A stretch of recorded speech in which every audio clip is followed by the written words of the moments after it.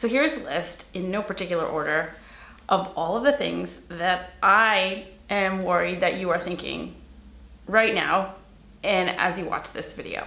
I'm thinking about, let's see, friends that I know now, friends that I had in high school.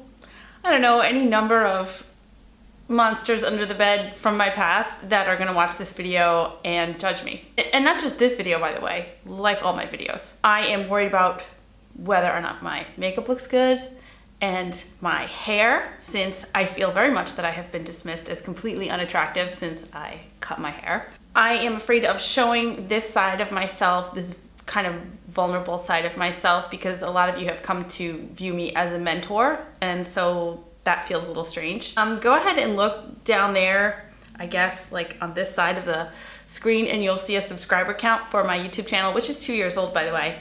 And you'll see why a lot of my anxiety exists right there. I have a really small number of people who are interested in the content that I produce, and or maybe it's just that I'm not cute enough or pretty enough or sexy enough to be viewed frequently.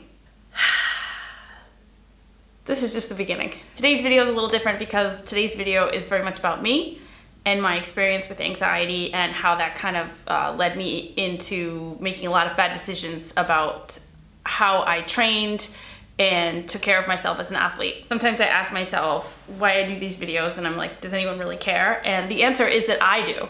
And I care about you, and I care about what this stuff means. I know I'm not the only person out there that feels the way I do, and might be compensating for those feelings by just beating the crap out of themselves. And so whether I help one person or 10 people or no one or thousands, I don't know, but it means something to me, so that's why I'm here. Today's video is about how endurance sports and endurance training was the absolute perfect and most disastrous fix for my anxiety, and how ignoring my mental health is what led me to destroying my physical health. Okay, so I'm not going to tell you my whole life story because really no one wants to hear that, but I have been an anxious person for as long as I can remember. And full disclosure on this one, I suffered a really traumatic and kind of extended sexual abuse when I was a little girl. Being honest, I don't know if my anxiety was something that was in place before that, or if it kind of came in during and after that time period. I can't remember, and I'm not really sure about sort of the progression of events, but I do know that I had a lot of anxiety from the time I was little. How this manifested when I was little was that I just didn't ever want to be in school. Like when I went into kindergarten, my dad would literally have to carry me over his shoulder to like get me to go to school. I never wanted to go. I was always crying. I was always upset. I just felt so scared. No, that's not the word. I felt really uneasy being at school. I wanted to get out. I wanted to be outside. I would like look out the window and I would see that people were driving around or walking, and I would feel this real intense feeling of being imprisoned somehow. I was so sensitive as a kid, and every single thing felt like an injury to me. Everything felt painful. I can remember when I was trying out for softball. This is just an example of different comments and things people would say that they just wrecked me. I was trying out for the softball team. I think I was probably maybe 10 years old. And when I get nervous, I chit chat. And anyone who knows me knows it's true. I do shtick. I'll do like stand up while I'm sitting waiting to do something because I get nervous, right? So I do like comedy. Anyway, I was chittery chattery, sitting on the bench waiting to try out for the softball team. And the girl that I was chatting to, she was a lot tougher than me, came from a family of all sisters, so obviously she had learned along the way how to be scrappy and kind of sass back to people. I'm sitting on the bench and she turns around and looks at me and she says, "Does your tongue get sunburnt?" And I was like, "Does my tongue get sunburned?" "No." "What do you mean?" And she's like, "Well, because you talk a lot." And I was like, just wrecked me. Something stupid, right? Like for a normal kid, that should just go right over their head. It's no big deal. They move on. Not me. So this kind of stuff that I would take internally became, belly aches and stomach aches. And it became me waking up in the middle of the night and calling my mom and asking her to bring me Alka-Mints. Okay, so this is like super 80s. If anyone remembers this, it was like kind of like a Tums or like an antacid that you would eat, and it was like chalky and it had vaguely minty kind of taste. I would ask for those. I would feel like I was gonna throw up. It was almost nightly. Of course, at the time, I didn't know I had celiac disease. I don't know if the pain that I was feeling was legitimate because I was undiagnosed, or whether it was a manifestation of some stress, which is very common in kids that they get belly aches, so I don't know.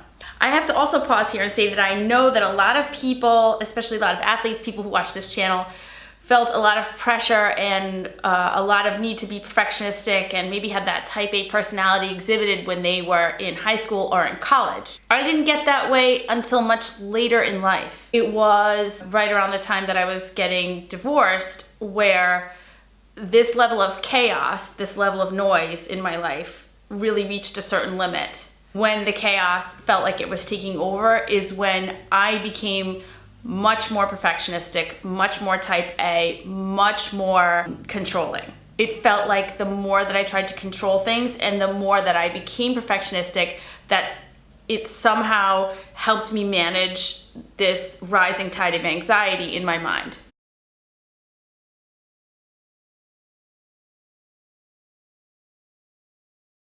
My divorce was horrible. It was really incredibly painful. I had got diagnosed with celiac disease when I was 25. It was probably a week or two after my wedding. The stress of the wedding and a million other things just exacerbated all of my health issues. So that kind of came all into play. In the next couple of years, there was real major confusion and discord between myself and my ex-husband. I had a miscarriage. Possibly two, I don't know. It was a really rough time. The noise level got much quieter when I ran. I didn't start running until I was 23. Before that, I was a smoker. For all you OGs who watch this channel, you know that. I just had this constant idea that I never fit in. I always felt like I was outside my life, observing things from a distance. And I was observing and I was criticizing. I stumbled a lot, and I just made so many mistakes. Even if I did or didn't make mistakes, I was so hard on myself for everything. Everything felt like a failure. Nothing I did really felt like it was good enough. What am I saying? I sound like everybody else when I say that. It's kind of boring to say that, but it's not. If you go through this, you know what I'm talking about. It just feels like no matter how many achievements you have, no matter how many beautiful things you do or wonderful things you do or how many people love you, it's just never enough. There's just something about it that it just doesn't sink in. I asked myself a lot of times, like, what was it that pushed me to keep running? And this is so hard to say, and I really thought about this a lot. But during that time of my life, running was the only time I felt safe. I don't know if you know what I mean. It was the only time where I felt somehow cocooned from a lot of the stuff that I was telling myself. I felt also cocooned from reality and some of the terrible things that were going on around me, or that I perceived as terrible, and it was a way for me to protect myself from all of that. What I noticed is that when I listened to other people talk about their anxiety, I listen to them say that they suffer with anxiety, but they don't necessarily explain like how that manifests in their life on a day-to-day basis. And this makes sense to me because anxiety, although it is virtually universal, I mean, it's pretty much universal, it is incredibly personal. So everyone's experience of anxiety is different, and anxiety is going to manifest itself differently in everybody's life. And this is true whether you're an athlete or a painter or a teacher or whatever, it doesn't matter. Your anxiety is going to express itself differently just because of your life and who you are and your experiences. Everyone may struggle, but everyone struggles differently. So even so, I thought I would give you some examples of how my anxiety manifested itself in my life as an athlete. Maybe, just maybe, you'll see yourself in some of the examples, and maybe not, and that's cool, but I just figured I would share. So I'm gonna actually start with my experience as a triathlete. At a certain point, after I had been doing triathlons in the Northeast for a while, I decided to move to Florida. Part of the reason to move to Florida was to kind of get a fresh start in my life. And by the way, this is another thing about anxiety, is that it kind of makes you move around a lot. When I moved to Florida, I knew that one of the main things I was going to be doing down there is training for triathlon. So triathlon is like a festival for people who obsess over details or have anxiety, because guess what? There's a lot of footholds there. There's a lot of things to grab onto. When you're thinking about swimming and biking and running, you are taking so much of your energy and time on planning to train and training to plan to train to plan. You're doing so much of this that it feels like life. It feels like that's your routine and that's the life that you're living.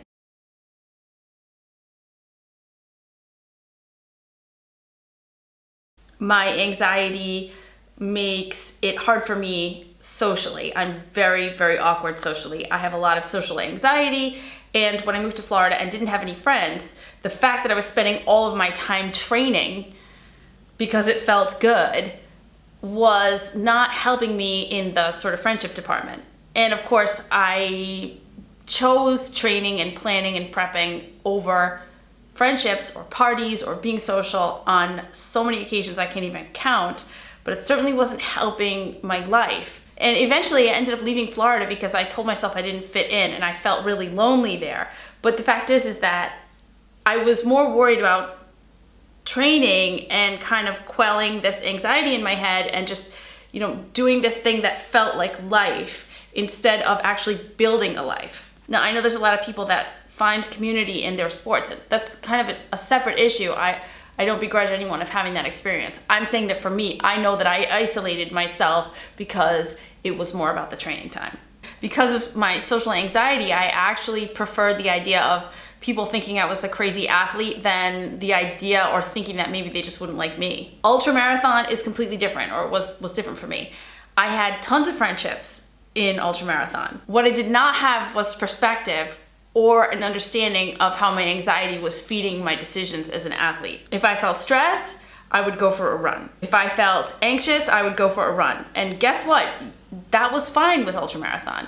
I totally became addicted to that early morning run in the moonlight before anyone is awake, when it's dead quiet and silent. It was beautiful. It felt heavenly sometimes. I can remember so many sunrises and moonlight on water in different locations and just absolute silence and solitude and isolation. Experiencing that alone was like a drug for me, because getting up at 3 a.m.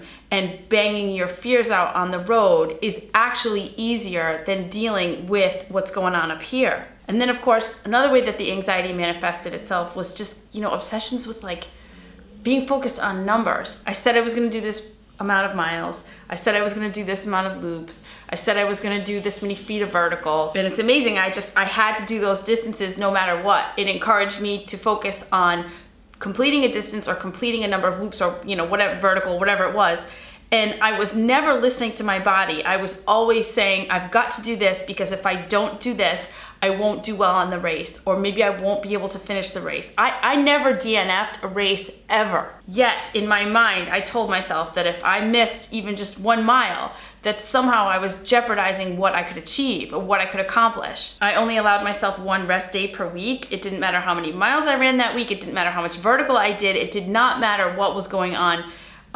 It was always about just doing it and not thinking about listening to my body. It was like, no, this is what we said we were gonna do. This is the plan. This is how you fix it. How many times did I need to run 50 miles or like 100K or whatever to prove to myself that I could run those miles? I never DNF'd. Like I said, I don't know why I got it in my head that I wasn't gonna be able to do it if I just missed out on 1 workout or 1 mile or whatever it was. How many times did I need to do the same thing over and over again before I became confident that it wasn't all gonna fall apart? The answer, of course, is there's no amount of miles. There's no amount of enough. It would never be enough. This feeling of things not being enough, it never went away. This anxiety inside me, it never went away, no matter how many miles I ran, how many races I did, how many times I achieved the perfect week or the perfect month or the perfect whatever stupid thing it was. It never went away. It never erased my pain. It never erased my mistakes. It never took away regrets that I had. It made me feel somewhat better momentarily, maybe even a few hours, a few days even, you know, after a race, maybe you have a good feeling of euphoria for a little while, but it never went away. I chased and I chased and I tried to flee and I tried to escape. I destroyed my body. And all I was left with was anxiety. Anxiety was stronger and faster and had more endurance than I would ever have. And of course, I'm doing this video because, you know, I still suffer with this now. I believe there's a better way to manage this, and this is my purpose here, to talk about the better ways to manage this. Obviously, I can't get everything into one video. It's gonna be quite a few series of videos till we kind of start hashing out how your mental health is affected or not affected by your athletic pursuits. Anxiety pushes us to do a lot of things that are not healthy for us. And I believe that manifests itself in different ways for different people. For me, it was too much sport. For you, it could be that, or could have something to do with how you're taking care of your nutrition, or it could be other types of addictions or a million other things. I certainly don't have the answer for everything, and I'm certainly not gonna judge you. But what I do want is for us to talk about this. What I do want is for us to realize that we can't hide behind a sport forever. In order to find healing, we have to have awareness, and that's what this is all about. This is why I study the stuff I do. This is why I put myself out here in public, on YouTube, to the world, because I know that I'm not alone, and I know I'm not the only person, and I want you to know that if you feel this way, you're not the only person either. I also truly believe, and I want to make this clear, if we have awareness of this stuff, it can actually prevent people from destroying themselves physically so that they can continue to do their sport for a much longer time than I was able to, let's put it that way. And so that they can see the warning signs and they can know how to pull themselves back. But here's the tricky part. You have to be able to pull yourself back and not let the anxiety push you to keep going because you think that you need it to manage that anxiety. And that's the purpose of this video. That's what we're gonna be talking about. That's what we're gonna work through together. I am confident. I'm confident in you and I'm confident in myself. I have found ways to manage my anxiety that don't require me to go out and beat the crap out of myself. In fact, I've found ways to deal with my anxiety that are much more conducive to living a whole healthy life, and I want to share them with you, and I want you to share with me. Oh boy, this video was interesting, right? Thank you for being patient with me today, and thank you for listening to my story. If you have questions or if you want me to talk about certain parts of this with more detail, I would be happy to. I just didn't really know how deep we wanted to go here. Please leave a comment below. If you liked this video, give it a thumbs up, and please hit that subscribe button. If you have questions and you don't want to leave them below, acaseofthejills@gmail.com. Remember that you can also schedule mentoring calls with me at acaseofthejills.com as well. And I'm doing my best to put myself out there a little bit more on Instagram, and I appreciate your encouraging comments. Thank you so much for watching today. I hope you're having an awesome start to your weekend wherever you are, and I will see you again soon.